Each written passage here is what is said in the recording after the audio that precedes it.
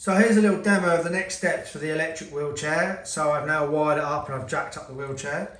If I push forward on the stick, it goes along. Obviously the big issue that we're going to have is the wheels might turn at slightly different speed depending if that actually is pushing directly straight or not. Reverse is pretty good.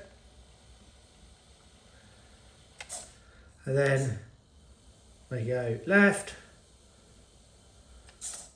May go right.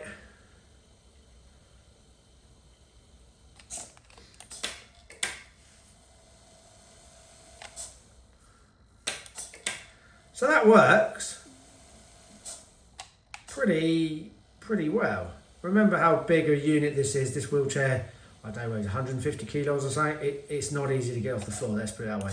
I have to use a ramp to get it in the house. But we have a unit now that is remote control via an Arduino.